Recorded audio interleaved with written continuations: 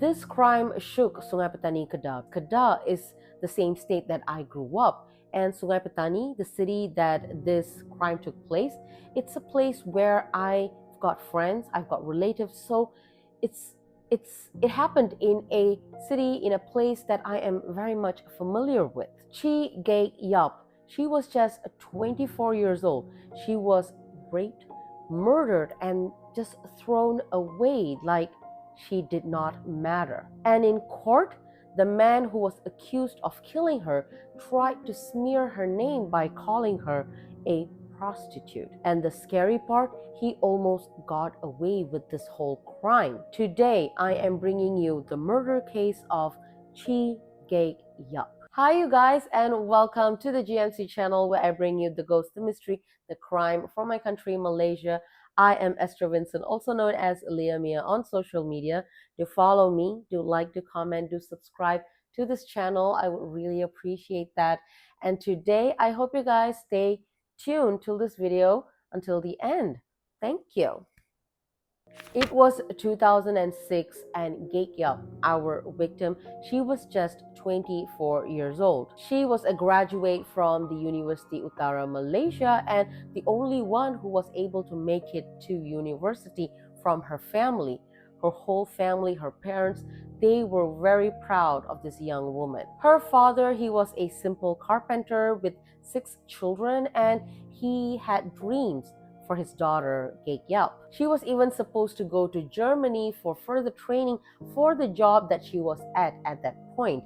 Her life was looking really good, like the future looked successful, promising. Everything was going so good for her. But on that evening, 14th of January 2006, her younger sister invited her to go for a jog at Kelab Cinta Sayang in Sungai Petani, which was not very far away from her home. It's like a club, an area that was not too far away from their home. At first, Gaik didn't want to go because, like all of us do, she felt a little lazy that evening. But her sister kept on insisting, forced her, so she finally gave in and went on that jog with her younger sister that evening. You see, like, she didn't want to go initially, and her sister forced her. I mean, I'm not blaming anyone here, but if she stood her ground and she never went, maybe this would have not happened. But really, nobody is to blame here except for the actual perpetrator.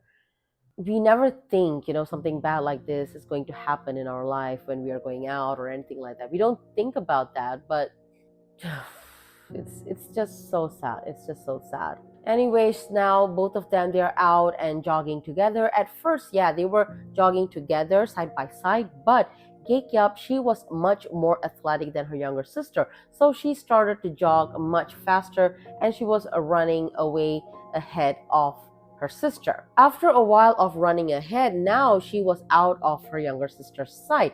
But her younger sister didn't worry. She knew that her sister would be somewhere far ahead along the same jogging trail. But soon she saw something strange. A black NASA car which passed by her some time back suddenly took a turn and then spat off from the jogging area. At that time, the younger sister did not realize what had just happened right in front of her eyes. The younger sister was still jogging, trying to run and catch up with her elder sister, who is now nowhere to be seen. But it was getting late into the night, it was getting darker, so she thought maybe Gaik had already jogged back home. So she decided she's going to do the same and run slowly back to her house. Once she reached home, she realized that Gaik, her elder sister, had not gotten back home. So she quickly returned back to the jogging track to try to find for her elder sister. A short while after reaching the track and looking for her sister, she found Gaik hair tie, and further away she found one of Gaik jogging shoes with bloodstain on and around the shoe. Now panicked, she ran back home, told her parents what she had discovered, and a police report was immediately launched and a search party started right after. The search went into late night, midnight, and at about 2:30 a.m. the next day, about 9 hours after she was last seen by her younger sister, While they were jogging together, they found Gaik Yup's body semi-naked, face up, near a golf course not too far away from where she was jogging. An autopsy report showed that she had been raped and sodomized brutally. She had sustained a total of 50 injuries, including stab wounds all over her body. A 15-centimeter deep stab wound was found on her neck, which would have been the cause of her death. The brutality of this crime shocked everyone in that town. It's a small town, and almost everyone know each other in each community. And I can guarantee this would have really shocked the people living in that town. The police began their investigation right away, and originally about 12 suspects were taken in for questioning, but all of them were released due to insufficient evidence against them. Slowly, this case was starting to fade away from the public memory, but her father, her loving father, never gave up. Obviously, this was his daughter, and such a bad thing had happened to her. How would he have given up? He kept going back to the police. He kept asking about the case, pushing the police for answers. He was never going to let them forget, and eventually there was a break, thank God. The police were able to track that black Naza car, the car that the younger sister saw during her jog that sped off. So they were able to trace that car and trace its owner. The owner, a man named Sharil Jafar, the son of a very well-known businessman. Well-known businessman. So he was called in for a statement for inquiries, and his DNA was taken as well. But even before the DNA results came out, his affluent family bailed him out, and that was it. He ran. He took that opportunity and poof, he was gone. Sharil, this guy, he fled to Australia and he was gone, disappeared for 3 whole years. How could this even happen? The DNA result was not even out yet. Oh, it's so frustrating. Eventually, the DNA results did came back, and the samples taken from Gaik Yup's body, well, it was a perfect match to that coward Shahrail. But now he was gone. He ran away, he fled. So for 3 whole years, nothing actually happened. Finally, in 2012, he decides to return back to Malaysia as if nothing happened, but he was arrested in KLIA, the Malaysian International Airport. Like, he just descended and boom, arrested. That's it. Finally, a chance for justice, right? Wrong. No. What happened next was just sad. At the High Court, during the first round of trial, Shahrail, this guy, he was acquitted of all charges. Can you believe that? The court said that the DNA results were not reliable enough, so they let him walk. Yeah, this result broke Gaik Yup's father completely. Like, he could not accept this verdict. He just could not accept that this guy who have done all these things to his daughter is now free of all charges. So he did the unthinkable. In the courthouse, he tried to jump off the building to take his own life, I guess. He was just so heartbroken. He cried nonstop, screaming in grief, and journalists and people around him had to physically stop him from doing something to himself. He had waited years for this, and his daughter's killer is just walking away a free man. I think we all can understand or can relate to how the father is feeling at that point of time. They were normal people, not rich, not influential, and they were doing all they can to bring justice to their daughter, and this happened. So imagine the helplessness that they would have felt at that time. So I really could understand and relate to the father's actions. But again, they did not give up. The family didn't give up. They started back again. They appealed. The prosecution brought back the case. This time, they pushed harder.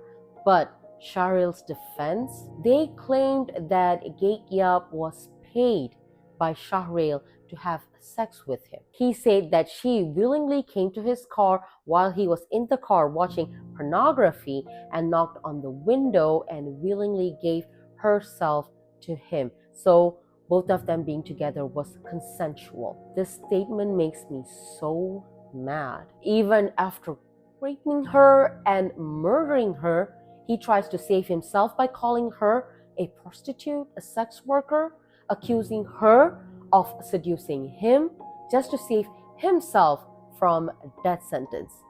Like, how disgusting can this damn guy be?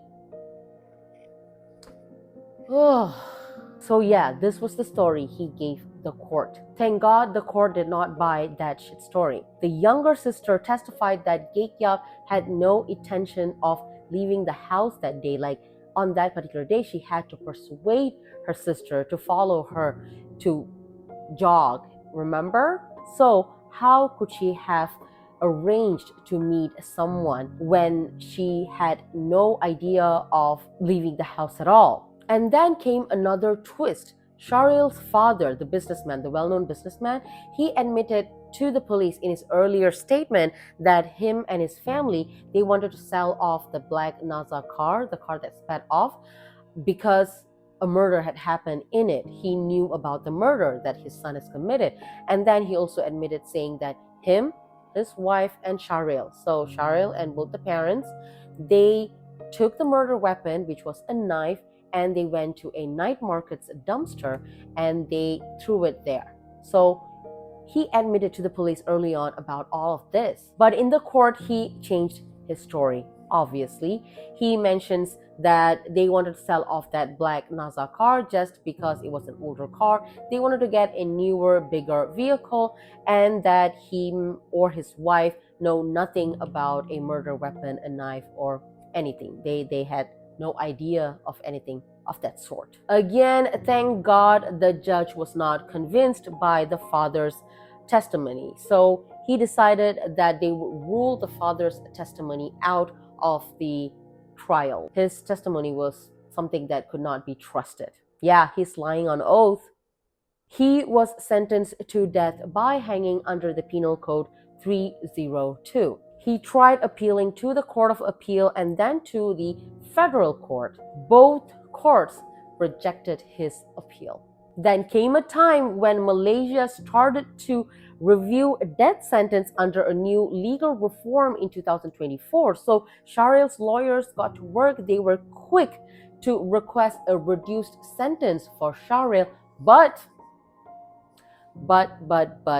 that got rejected too. It's music to my ears. These rejections, they're music to my ears. The court said that this case was horrific. Rape and sodomy in broad daylight in a public area where families, children come to hang out in the evening. It was supposed to be a safe place. It was violent. It was inhumane. Your act shook the country.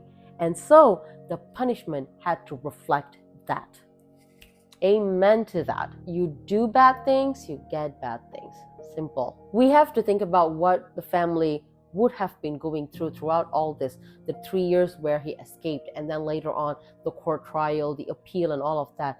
Like, they have lost their daughter in such a inhumane, cruel way, where she was raped, sodomized, and murdered, and just thrown away like nothing.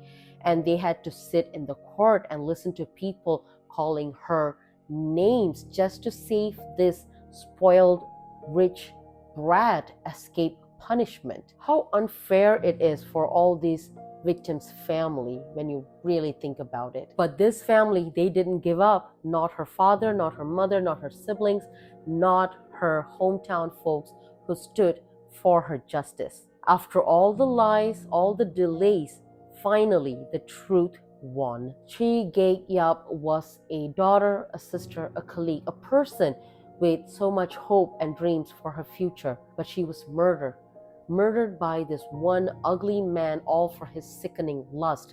Then tries to slander her name when she could not defend herself anymore. But her family stood up and talked for her. And now so do we. And with that, you guys, we have come to the end of this video for today. If you guys have any thoughts of your own, please do leave them down in the comment section below. I would love to read them. Please do like, please do consider subscribing. It really does help the channel grow. It encourages me to make more.